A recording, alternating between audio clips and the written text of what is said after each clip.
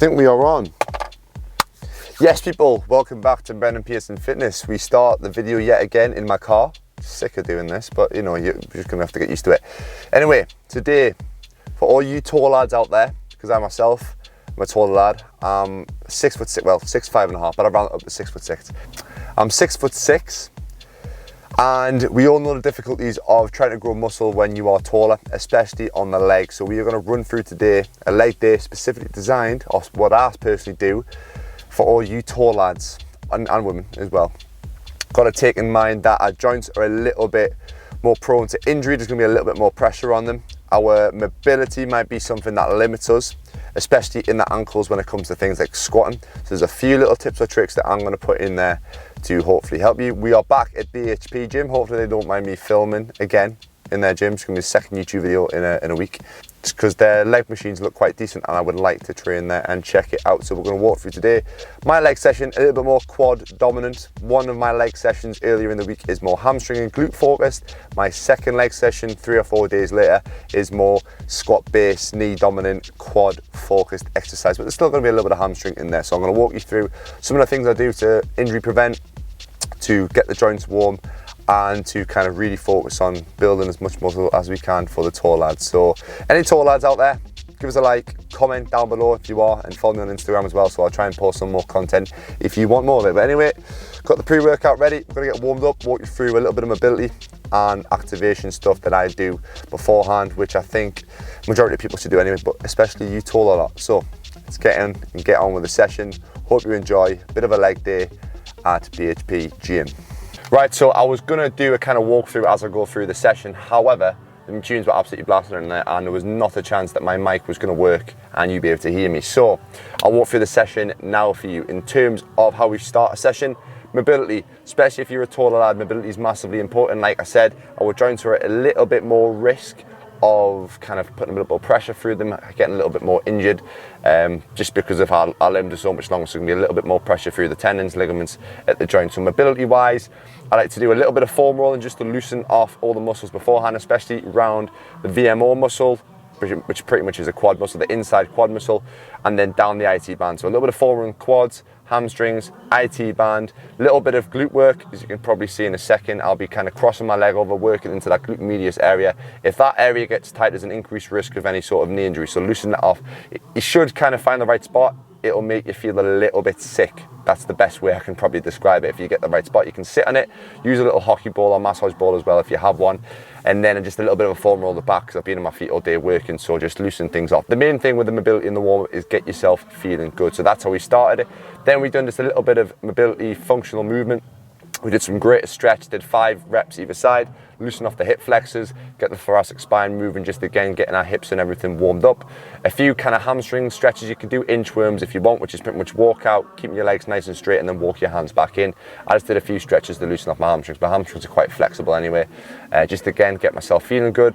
Then a few pigeon stretches, again working a little bit of hip mobility, getting the glutes warmed up, a little bit loosener for the lower back, again just kind of feeling whatever feels best. I try before my workouts to keep stretches kind of flowing rather than static stretching, try and keep things flowing a little bit, like I said, because we're going into a workout.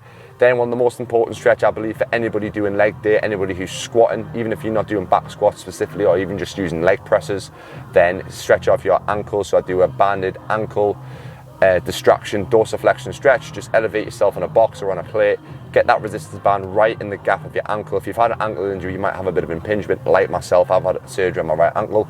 Loosen it off, it'll help you get a little bit deeper in the squats. You can see I'm stretching off my hips as well. So again, you'll probably find hips are going to be one of the big things that big tall lads need to stretch off, because even if you're an office worker or someone who's working from home, your hips are going to tighten up loads. So we're definitely going to loosen them off before the start of the session.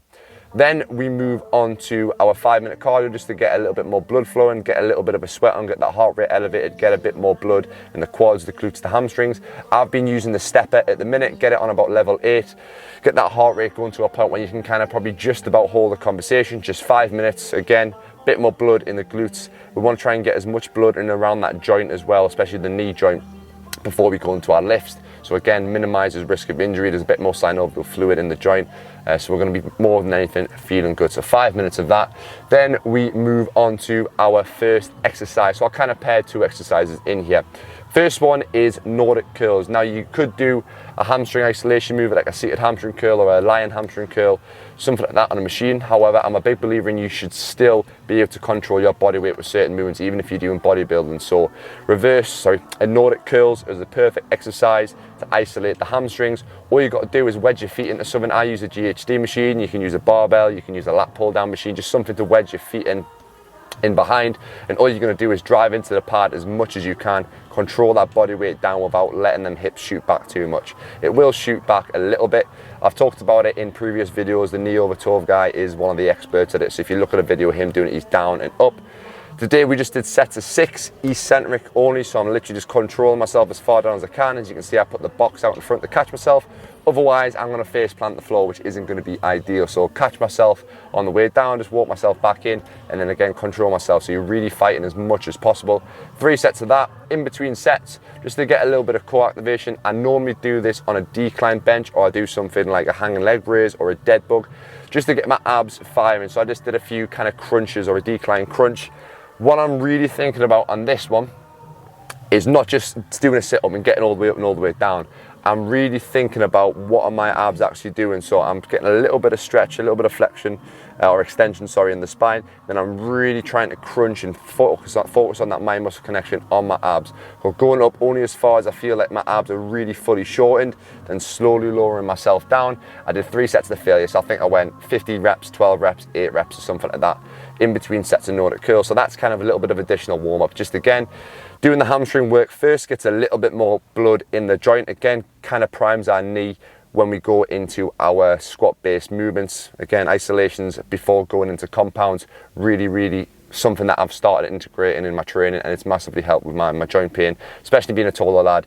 We want our muscles to be working rather than just kind of lifting weights from A to B. So getting that primed. Moving on to our first quad-based movement. It is a seated leg extension. It was my first time using this leg extension at the gym. I urge you to get used to a certain machine. So if you go to a gym every single week, stay consistent with the machines that you're using. I'm chopping and changing in a minute, but that leg extension actually wasn't too bad. It was quite heavy though. I think I only ended up lifting like 15 kilograms on it. Again, we're not bothered about the load that we're lifting. We're focusing on that mind-muscle connection. So the reason that we started with a leg extension, not just because it's an isolation and we're getting our joints warmed up, but also because it's one of the only leg exercises that will get the quads fully shortened in that fully short position. So if you think I'll do it with my bicep, if you're fully extend, that's the other way around. Try to think of the best way to do it. So I'll use my wrist. So there you're in that flex position, fully shortened range. You're really getting that quad as short as possible. You can't get it any shorter than when your leg's fully extended. So we're working that range of motion. Compare that to a squat.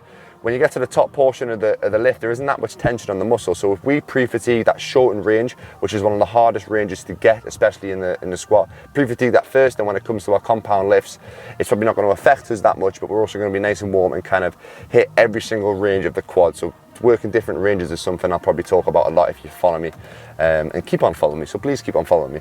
So working on that, I like to go nice and light on this to start off with, working from pretty much 12 to 20 rep ranges. So ideally I would do one or two warm-up sets, get a little bit of blood in the muscle, really focusing on that mind-muscle connection, squeezing the quads as much as possible. As well, in terms of seated position, you want the pivot point in the leg extension, so that bit there would be the pivot point. You want that to be directly in line with your knee, so make sure you're setting that up properly. Pull yourself into the seat as much as you can. Slightly lean back or lean for whatever feels more comfortable, but really pull yourself into the seat. Pad placement, have it ever so slightly higher up your foot, so the closer that we can get the pad to that pivot point, the less pressure that's going to be on that joint. If we have it too far away, especially if you have long limbs, the harder it is. So if you think you're doing a lateral raise and you have your arm all the way out to the side with a weight, it's going to be a lot harder to lift the weight rather than if the weight's, say, tucked in nice and close to your body. It's all about body mechanics and all this sort of stuff, but I'm not bored with that. One set of 15 to 20 reps, a little bit higher, getting that mind muscle connection, then one set of 10 to 15 reps. I like to do my lighter stuff first, get that mind muscle connection. The lighter the load, the more you can focus on squeezing that quad. By the end of that set, you should struggle to contract your quad all the way out fully. You should really be fighting that range of motion. Again, the way that I'm training at the minute, we're going all out to failure, so get your head in the game for these sets. Really focus on that mind-muscle connection, push yourself as much as you can, and you should feel a stupidly bad burn. Rest periods, again, 2-3 minutes, whatever you need when you're doing this style of training. So that is leg extensions. After leg extensions, we then moved on to a single leg movement. I talked about it in my previous leg video, which covered kind of leg training for injuries, for knee injuries.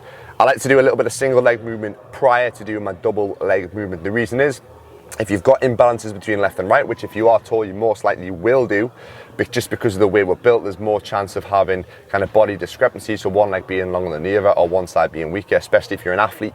Kicking the ball with your right foot, if you're a footballer, you're going to be strong on your right side. So always start with your weaker side. We did an incline leg press on this one. So nice, controlled, eccentric. One of the big things I'm going to talk about as well, which I forgot to mention on the leg extension, is tempo. You want to go nice and slow and control and really think about that mind-muscle connection. If your goal is bodybuilding, you want to be able to get that connection with the muscle. So don't rush your reps. 3 seconds on the way down, split second at the bottom, and then drive up in a split second at the top. On the way up, I sometimes take my time with things just to make sure that I'm working the muscle. There's no point going up and down on exercises if you're not going to be working that muscle. You could just be lifting a weight and putting a lot of pressure on the joint. So 3 seconds on the way down, pause at the bottom, drive up with control, reset at the top. On this one, I would ideally stick a resistance band on it, like a green resistance band, but there wasn't really anywhere for me to put one on, just to add a little bit more pressure and a little bit more resistance at the top of the range of motion. Again, we're working that shortened range of the quad at the start of the exercise, and then we're going to go into some middle to length and range stuff then. But on this one, we did one heavier set, probably more towards the 15 rep range, and then one lighter set to start off with, more towards the 15 rep range, and then increased the weight, and then done a little bit of a heavier set towards the 10 rep range. I think I got a set of 15 or 16 and a set of 12, I think it was. Still working a little bit higher rep range, getting that mind muscle connection, still trying to get as much blood into the quad as possible before we go into our heavy lifting in a second. Again, the incline leg press will work the quad in a little bit more of a shortened range rather than a lengthened range. And also the ability we're using a leg press, you can adjust your feet. So if you're someone who has tight ankles, you can adjust your foot a little bit higher or a little bit lower depending on obviously your ankle mobility. So if you go a little bit higher, you might put a little bit more emphasis on your glute. However, the good thing about this leg press is it's slightly elevated forward, so you can kind of adjust your foot a little bit nicer, and it's a little bit nicer and more comfortable on the knees. So make sure you're driving through equally through your toes, your ball, your foot and your heel. You're not just driving through your heel, you're not just driving through your toes. It's nice and equal through the foot pad, and yeah, nice and controlled. God, I'm blabbering. Moving on to our heavy movement. Only one set of this one. Now you could choose an exercise like a barbell back squat. For people who are a little bit taller and have longer limbs, there can be a lot of issues with this, again, due to leg discrepancies, one leg longer than the other, due to poor ankle mobility. Long limbs means we're not as genetically designed to squat as some people. Yes, we should all be able to do it, however, it's probably not as optimal. So I opted for a hack squat, and it's a little bit safer on the lower back and everything else, so we can adjust our foot position on the pad. This one, took my time with warm-up sets again, 2, 3, 4, 5 warm-up sets, whatever you need to feel good. Again, I only lifted maybe 60, 70 kilograms or whatever it is on this one. One set between 6 and 10 reps. So this is going to be our heavy movement for today. This is our last kind of really heavy, last main exercise, and we're doing it. So we started with the higher rep ranges. As we went through the session, we dropped down the rep ranges as we go. With this one again, control, control, control. So 3 seconds on the way down, slight little pause at the top, drive up with control. We don't have to lock it out at the top either because there's no tension on the muscle. Try and keep it nice and flowing, but yeah, really control the tempo. Don't worry about what weight you're lifting. Feel them quads burning. By that last rep, your quads should be the thing fatiguing rather than just anything else. So really focus on that. I like the hack squat again because you can adjust your foot placement and it's a little bit safer on the joints. As you can see, I put my knee sleeves on for this one. It's something I've been trying recently just to keep my joint a little bit warmer when I'm training, and it gives you a little bit of protection and a mental kind of feeling that you're a little bit more cushioned and a little bit safer. After the hack squat, we move on to our last exercise. Again, is another bodyweight exercise. Only one set on this one. Adding in a little bit more bodyweight exercise, being able to control your bodyweight. And on this one, we'll really work in the length and range. So we started off with the shortened range of the quad, which is the hardest to get into, then the mid range, and then we're finishing off with the lengthened range. Reverse Nordics, again, Neil, the tour guide, is a specialist at this. I'm still working on them. We just did one set, all out to failure. Set up a box behind you just so you can control your body weight backwards. Give yourself something to kind of hit, aim for, push back up. I think I only managed 10 reps on this one. But yes, it's really a tough one, and it's good if you have any sort of tendonitis or quad tendonitis to loosen off that area. So that is the last exercise for the quads to finish it off. 6 sets of quads in total, but they are all out to failure, so nothing crazy. Quad volume at the minute, we're doing 6 sets on one session and 2 or 3 sets on my first session, which is more hamstring dominant. Last exercise before we finish is our incline calf raise leg press. We did 3 sets between 15 and 20 reps to failure. Again, on this, we're really focusing on the control. 3 seconds down, little pause on the stretch, drive up, squeeze at the top. Don't worry about the weight on this. These ones should really burn. I like this exercise. You get a nice good stretch at the bottom, and the connection on it is pretty good. You can do this single leg if you want to. My calf volume at the minute, 3 sets on my first leg day, 3 sets on my second leg day, and 3 sets on a Saturday session, which is my kind of accessory day, arm day, maybe a little bit of conditioning, which is my Saturday. So Monday, Thursday, and Saturday is what I'm doing calves. Splitting it up. So yeah, make sure because tall lads, we need calf work. Yes, I know we've got long limbs and it's really hard to get big calves, but make sure you are getting them in just to kind of make it seem that we are doing something. We might not do too much, but you know, wear long socks. It's the best thing you can do, or just wear leggings or trousers. But yeah, train calves. 9 sets of that per week. Sometimes I'll add in a drop set on that as well. That is the kind of leg session done. I'll put a little video in of kind of how the quads are looking. At something that I've been a little bit stronger with. Probably just because I've done that much kind of really slowly centric control training on it, focused on that mind muscle connection because of my injuries. Big lads, tall girls, focus on that mind muscle connection. Don't worry about the load, because realistically we're not going to be able to lift anything near what the shorter people are going to be able to lift, because they have less range of motion, they have less risk of injury, and it's just easy for them to just kind of bob up and down. We've got a lot more range of motion.